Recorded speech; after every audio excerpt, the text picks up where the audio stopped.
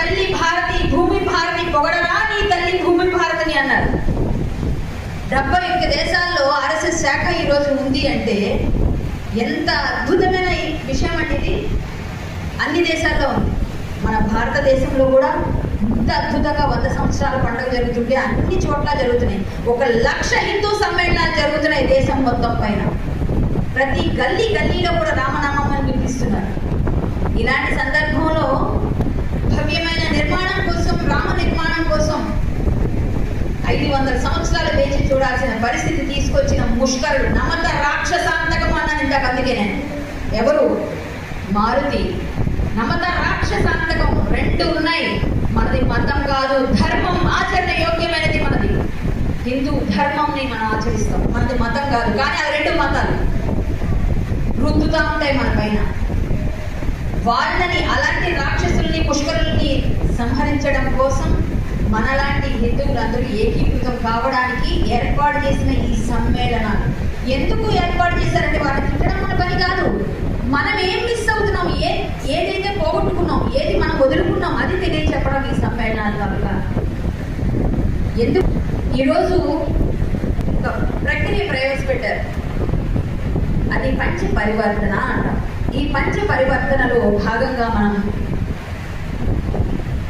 సమాజం కోసం, కులరహిత సమాజం కోసం, మన కుటుంబం ఏకీకృతం అవ్వడం కోసం, అలాగే స్వదేశీ భాషా భూషణ్ ఇవన్నీ మనకి దానిలో తెలుసుకోగలుగుతాం. అంతేకాకుండా పర్యావరణం గురించి తెలుసుకుంటాం, పౌర వీధులు ఏంటో తెలుసుకుంటాం. ఈ 5 తెలియని అన్ని మీకు తెలుసుకునేది, అన్ని మీరందరూ కూడా పిల్లలకు చెప్పినవే. కానీ మనం మర్చిపోతూ ఉంటాం కదా అని ప్రతిసారి 4 సార్లు చెప్పామనుకోండి, ఈ మస్తిష్కంలో ఒక ఆస్థ నిక్షిప్తం చేసుకుంటే మన పిల్లలకి కాస్త చెప్తామని.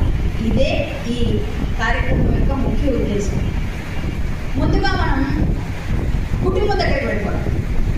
కుటుంబం, మన కుటుంబం తీసుకుందాం. ఇప్పుడు ఎలా ఉన్నాం? మేమిద్దరం, మాకిద్దరం, అంతే కదా? ఇప్పుడు అదే కదండి అడుగుతుంది అందరూ. మేమిద్దరం, మాకిద్దరం, ఇంకా అవసరమైతే ఒక్కరే చాలు. వాడికి మొత్తం ఆస్తి అంతా కట్టబెట్టేస్తే అమ్మయ్యా నాకు ఏ టెన్షన్ లేదు అనుకుంటూ ఉంటారు. మేమిద్దరం, మాకిద్దరం అని మీ తాత తండ్రులు అనుకున్నారా అండి? అనుకున్నారా? ఉమ్మడి కుటుంబాలు చూసిన వారందరూ చేతులేదండి. ఉమ్మడి కుటుంబాలు ఎంతమంది చూశారు? పెద్ద కుటుంబాలు. ఇప్పుడంతా న్యూక్లియర్ ఫ్యామిలీస్ అన్ని చిన్నవే. అవునా? మీరందరూ అదృష్టవంతులండి. మేము కూడా చూసాం, మా తాతగారు, మా అమ్మమ్మ గారు, మా నాన్నగారు, మా అత్తయ్యలు, మామయ్యలు అందరినీ. కానీ ఈరోజు పిల్లలకి వాళ్ళందరూ ఇంటికి వస్తే వాళ్ళు చుట్టాలు అని కూడా తెలియని పరిస్థితి వచ్చింది. ఎవరో వచ్చారు గెస్టులు అందరిలాగే. అంటే మన తాత తండ్రులు వాళ్ళందరి తాలూకు ముత్తాతలు మన తాలూకు పాత వంశ వృక్షాలను కూడా ఇంతకుముందు వేసి చూపించేవారు. ఇదిగో మీ తాతగారు, తర్వాత మీరు. ఇప్పుడు అవన్నీ ఎక్కడ ఉన్నాయి కూడా తెలియదు. పరిస్థితులు అలా అయిపోయినాయి. సో అవన్నీ కూడా తెలియకపోయినా మన ఇంటిలో అందరూ కలిసి ఒక చోట కలిసి కూర్చొని భోజనమైనా చేస్తున్నామా? డైనింగ్ టేబుల్కి రాగానే ఒక్కొక్కరికి 2-3 సెల్ ఫోన్లు ఉంటాయి ఇంట్లో. భోజనం దగ్గర కూర్చుంటారు, ఒకరు మెసేజ్ని చూస్తూ టైప్ చేస్తుంటారు, ఇంకొకరేమో ఫోన్ చేస్తుంటారు, మాట్లాడుతుంటారు. అమ్మ ఏం కూర పెట్టిందో కూడా, కూరలో ఏం వేసిందో కూడా, ఇష్టమైన కూర చేసినా కూడా తెలియదు. మనం ఆ మాటల్లో తినేస్తాం. అమ్మ నమ్ముతున్నారు, నిజమేనమ్మా, ఇదే కదా జరిగేది ఇళ్లలో, ఇదే కదా. కనీసం డైనింగ్ టేబుల్ దగ్గర కూడా మనం కలిసి భోజనం చేసేప్పుడు ప్రక్కన ఫోన్ పెట్టి మాట్లాడకుండా ఉండట్లేదు ఈ రోజుల్లో. ఇలా మన కొంతమంది పెద్దవాళ్ళందరూ పాటిస్తారు కాబట్టి వాళ్ళలో పక్కన పెట్టండి, మిగిలిన వాళ్ళ గురించి చెప్పాను అయ్యా. అలా చేస్తే పిల్లలకి ఏ కష్టం వచ్చిందో, కాలేజీలో ఆమెను ఎవరు ఏడిపిస్తున్నారో, కాలేజీలో వాటి వెనక ఎవరు వస్తున్నారో, ఎవరు ఏ విధమైన మత మార్పిడి చేయడానికి ఇబ్బందులు పెట్టడానికి ప్రయత్నాలు చేస్తున్నారో మనకు ఎలా తెలుస్తుందండి? మనమేమో వర్క్ ఫ్రమ్ హోమ్లోంచి అక్కడ వెళ్ళిపోతాము, అందులో పడిపోయామంటే అసలు మరి ఇంకా టైం చేసుకోవడం తప్ప వెళ్ళి అమ్మ కాఫీ అడుగుతూ పెట్టుకుందాం, సరే సార్ ఎట్టించుకో, డబ్బులు రాకపోతే ఎలా నడుస్తుంది కుటుంబం? ఇవన్నీ కూడా ఇలా అయిపోయిన తర్వాత పిల్లల్ని ఎవరు పట్టించుకుంటారు? వాళ్ళకి ఎవరు చెప్తారు? రామాయణ భారత భాగవతాల గురించి ఎవరు చెప్తారు? తాతయ్య లేరు, నానమ్మ లేరు, అమ్మమ్మ లేరు, ఎవరు చెప్తారు కథలు? రామచంద్రుడు అసలు రామాయణం గురించి మొన్న ఒక వ్యధవ మాట్లాడాడు, రాముడు గురించి వ్యధవ మాట్లాడాడు ఒక వ్యధవ. ఆ వ్యధవని మేము బ్యాన్ చేయాలి అని చెప్పి సినిమా ఇండస్ట్రీ అమ్మాయి నేను మా అసోసియేషన్ జాయింట్ సెక్రటరీగా ఉన్నాను as of now. Movie actors association. కానీ నేను వెళ్ళి కంప్లైంట్ పెట్టాను అతని పైన, నా తోటి సహా నటుల పైన. ఎందుకు అంటే నా రామాయణాన్ని, నా భారతదేశాన్ని కించపరిచిన ఏ వ్యధుని నేను ఉపేక్షించను, అవసరమే లేదు మాకు. ఎందుకంటే ఇలాంటి వాళ్ళ వల్ల మాకేం ఉపయోగం లేదు. 1,86,00,000 పూర్వం జరిగిన రామాయణం, త్రేతాయుగం 30,000 మిగిలి ఉండగా జరిగిన రామాయణం, 24వ మహాయుగంలో జరిగిన రామాయణం గురించి ఈ వ్యధం మాట్లాడతాడు ఈరోజు. వాటి గురించి చెప్పమనండి కనీసం. రామాయణం గురించి ఇప్పుడు మనం రామాయణ భారత భాగవతాలన్నీ కూడా నిక్షిప్తం చేసుకున్నాం ఎక్కడ మస్తిష్కంలో కొంతమంది పెద్దవాళ్ళు. కానీ పిల్లలకి చెప్తున్నారా అంటే ఇప్పుడు తల్లులు ఏం చేస్తున్నారమ్మా, రామాయణాన్ని చెప్పడం పక్కన పెడితే భోజనం రాముడికి అప్పుడు ఎలా కోరుకుంటూ తినిపించారు, అర్థంలో రామచంద్రుడికి చంద్రుడిని చూపిస్తూ తినిపించింది కౌశల్యాదేవి. అవునా అవునా? ఇప్పుడు మన తల్లులు ఎలా తినిపిస్తున్నారో తెలుసా?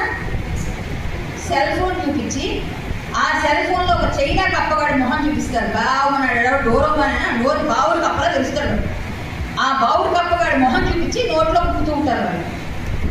మనకి డోరోమాన్, స్పైడర్ మ్యాన్, కోకీ మ్యాన్ ఇవే కావాలి. Little Rama, little Ganesha, little Krishna లేదా మీకు ఇంగ్లీషే కావాలి. ఆ ఇంగ్లీష్ భాష అవసరమే మనకు కూడా. కానీ వారు అప్ప చెప్పినవే కదా మనకి చాలా చాలా చేసి మనల్ని ఎలా చెడగొట్టారో మనకు అన్నీ తెలుసు. అయినప్పటికీ మనకు అవసరమే. ఎందుకంటే బతకడానికి ఏదో అంటారు సరే, తప్పక బ్రతకాలి కాబట్టి ఆ భాష కూడా అవసరం. అది అమ్మ భాష మనది తెలుగు అయితే పిన్ని భాషలు కూడా కావాలి మనకి. కానీ ఆ భాషలో కూడా మీరు నేర్పించట్లేదే, చూపించట్లేదే, ఎవరు పిల్లలకి ఎవరు చెప్పట్లేదే. రామాయణాన్ని పూజించడానికా? పూజ గదిలో పెట్టి పూజించడానికి కాదు. అందులో ఏముంది? ఎందుకు రామాయణం చదవాలి? రాముడు పితృవాక్య పరిపాలనా దక్షుడిగా ఎలా మెలిగాడో తెలుసుకోవడానికి, పిల్లల్ని ఎలా తల్లిదండ్రులు పట్ల భక్తి భయం ఎలా కలగాలి అని చెప్పాలి. భర్త మాటని భార్య ఎలా జవదాటకూడదో చెప్పాలంటే రామాయణం చెప్పాలి. అన్నయ్యని ఎలా అనుసరించాలో చూడాలంటే రామాయణం చెప్పాలి. రామకార్యాన్ని ఎలా పూర్తి చేయాలో దక్షతతో దీక్షతో అంటే హనుమయ్య గురించి చెప్పాలి. కొన్ని చెప్పకూడని క్యారెక్టర్స్ కూడా ఉన్నాయండి, అవి భారతంలో ఉన్నారు. దుశ్శాసనుడు, దుర్యోధనుడు, శకుని ఇలాంటి కొన్ని క్యారెక్టర్స్ ఉన్నాయి. అవన్నీ ఎందుకు ఎలా ఉండకూడదో చెప్పాలి భారతాన్ని. భాగవతం భాగవతం భాగవతం భాగవతం అంటే భాగవతం మనం మోక్షకారి. ఇవన్నీ మన పిల్లలకు చెప్తున్నామా అంటే పెద్దవాళ్ళు ఉంటే కదా చెప్తారు. ఇంట్లో కుటుంబం ఆ వ్యవస్థ అంతా మళ్ళీ అంతా కలిసిమెలిసి ఉంటే. మా కుటుంబం మా తర్వాత మాకిద్దరు మహా అయితే ఎవరు అడిగారు నన్ను, అమ్మ ముగ్గురిని కనండి, ముగ్గురినైనా మినిమం కనండి. అప్పట్లో చాలా ఎక్కువగా 6, 7, 10 మంది పిల్లలు కనేవారు. ఇప్పుడు అంత ఓపిక లేవారు కదా, కనీసం ముగ్గురున్నా కనండమ్మా అని ఎక్కడో ఇలాగ చెప్తే మీరు వచ్చి పోషిస్తారా మా పిల్లల్ని, ముగ్గురిని కంటాం మేము అని అడుగుతున్నారు. వాడెవడో 8 మంది 10 మందిని కనేస్తున్నాడు.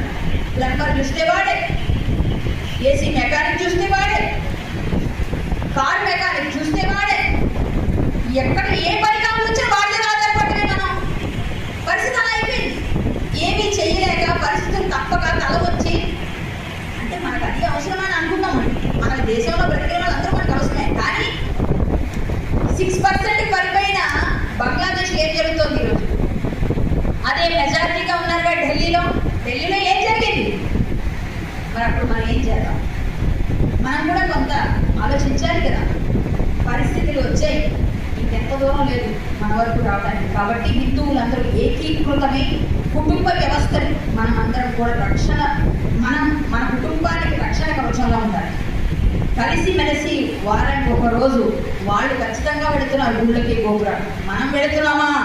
మన పిల్లల్ని తీసుకెళ్తున్నామా? లేదే. ఒకరోజు శనివారం నాడు హనుమాన్ చాలీస నేర్పించండి పిల్లలకి.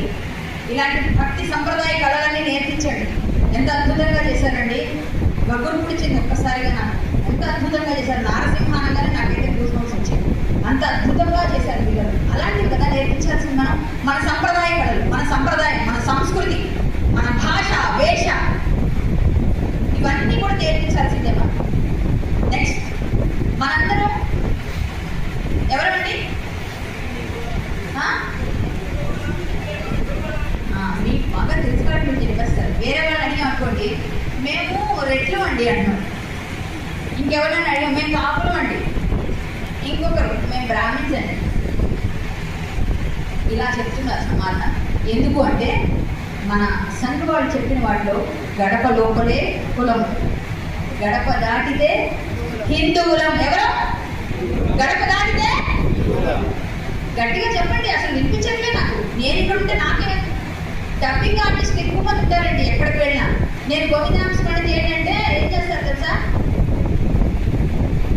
ఈ చేతులు బాగా ఆడిస్తారు, నోట్లకు మనం గాలి కూడా రాదు. సో డబ్బింగ్ ఆర్టిస్ట్ ఎక్కువ. ఇప్పుడు మన డబ్బింగ్ ఆర్టిస్టులు కాదు, నికాసైన హిందువులం, సంఘ పరివారంలో భాగమైన వాళ్ళం మనందరం కదా. గడప దాటితే జై శ్రీరామ్. ఇక మనందరికి కూడా వర్ణ వ్యవస్థ మనకి, అవునా? వర్ణ వ్యవస్థ ఇక ముందు ఉన్నది వర్ణ వ్యవస్థ, కుల వ్యవస్థ కానే కాదు, కుల వ్యవస్థ కానే కాదు. వర్ణ వ్యవస్థలో ఉన్న మనల్ని ఎవరెవరో వచ్చి మనకి అంటించి వెళ్ళిపోయారు. ఇవన్నీ ఎన్నో దండయాత్రలు చేసిన వెధవలందరూ వచ్చి మనకు అంటించి వెళ్ళిపోయారు. ఇప్పుడు ఏమైందంటే మనం అది పట్టుకున్నాం. ఇంతకుముందు చెప్పినట్టుగా నామస్మరణ చెప్పండి అంటే గట్టిగా చెప్పరు, కానీ నాయకుడు వస్తే మాత్రం జై మాత్రం చాలా గట్టిగా ఉంటారు. ఎందుకంటే మాకుల కోడే ఇది ఎక్కువైపోయింది. ఈ మధ్య చూశారు కదా మీరు ఫేస్బుక్లో, మీ కులపడేనా ఒక కామెంట్స్ వచ్చేది, భలే పడ్డారు వాళ్ళు ఎవరో. అంటే మనలో అది ఇంజెక్ట్ చేసేసారండి, ఇన్బిల్ట్గా వచ్చేసినట్టు చేసేసారు. మనకున్న వర్ణ వ్యవస్థను పక్కకు పెట్టేసి మనకి ఇంజెక్ట్ చేసేసారు. ఇంజెక్ట్ చేసేసి మనం ఎంతసేపు కులం కులం కులం కులం కొట్లాడుకునేటట్టు చేశారు.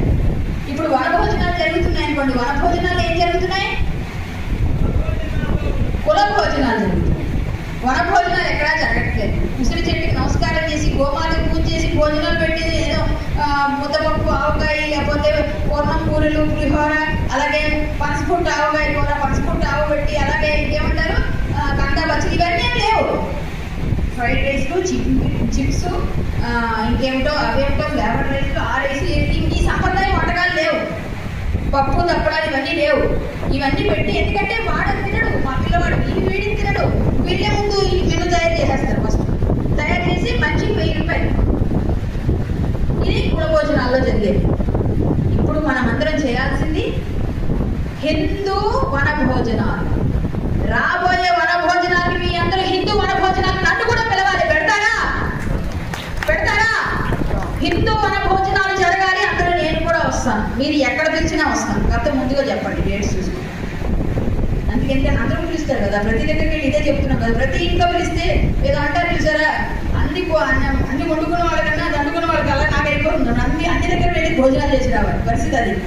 అయినా పర్వాలేదు, మన వాళ్ళందరూ చక్కగా సుభిక్షంగా చల్లగా ఉన్నారనుకోండి, అదే ఆనందం. మేము కేసులు వేయించుకుంటుంటాం, నా పైన చాలా కేసులు ఉంటాయి. ఎందుకు? అక్కడ గుర్తు వచ్చారని, ఇక్కడ గోమాతని హత్య చేశారని, లేకపోతే మాంసాన్ని తీసుకెళ్తున్నారని పెద్ద పెద్ద ట్రక్కుల్లో వెళ్ళి అట్టుగా నిలబడి మమ్మల్ని గుద్దడానికి పెద్ద కార్లు, చేజింగ్లు చాలా సినిమాలు జరిగినట్టే జరుగుతుంటాయి. మాకు అర్ధరాత్రి చాలా జరుగుతుంటాయి. ఇవన్నిటి కోసం పెడుతున్నప్పుడు కేసులు చాలా పడతాయి. ఎన్ని జరిగినా ఏమైనా నేను మాత్రం నా హిందువుల కోసం, నా ధర్మం కోసం నేను సినిమా వదులుకోవాల్సి వచ్చింది. ఎందుకు వచ్చింది? ఇంతకుముందు నేను సినిమాలో పనిచేశాను, మీ అందరికీ తెలుసు. నేను హరికథా కళాకారిగా 13 ఏళ్ళ నుంచి చెప్తున్నా రామనామం, కానీ ఎవరికి తెలియదు. నేను సినిమాలోకి వచ్చిన తర్వాత హరికథలు కూడా చెప్తారట. సరే, నేను ఆదిభట్ట కళాపీఠం పెట్టి ఎన్నో రికార్డ్స్, చాలా పెద్ద పెద్ద ప్రోగ్రామ్స్ చేయిస్తూ ఉంటాను, సప్తాహాలు. ఈ సమయంలో నన్ను కృష్ణుడి విగ్రహం ఖమ్మంలో పెట్టారు. 54 అడుగులు విగ్రహం రామారావు గారి రూపంలో, రామారావు గారు కృష్ణుడి రూపంలో రామారావు గారి విగ్రహాన్ని పెడితే దాన్ని ఆపినందుకు నన్ను సినిమా ఇండస్ట్రీ నుంచి బ్యాన్ చేసేసారు. హైకోర్టు నుంచి స్టే తెచ్చారు. నా కృష్ణుడే, రామారావు గారు కృష్ణుడు కాదు నాకు ఎప్పటికీ. ఆయన పిచ్చుకుల్లయ్య కూడా చేశాడు, అలాగే దుర్యోధనుడు కూడా చేశాడు, రావణుడు కూడా చేశాడు. మరి దేవుడిని ఎందుకు చేస్తారంటే మా కృష్ణుడిని ఎందుకంటే మీరు ఇక్కడ ఆయనకి ఏమైనా కృష్ణాష్టమి చేస్తారా? ఆయన 1,86,00,000 పూర్వం మనకి, అంటే సారీ నామకథ 1,85,00,000 పూర్వం జరిగిందని చెప్పుకున్నాం. 17,25,000 సంవత్సరాల కృతయుగం, 12,96,000 సంవత్సరాలు త్రేతాయుగం, 8,64,000 సంవత్సరాలు ద్వాపరం, 4,32,000 సంవత్సరాలు కలియుగం.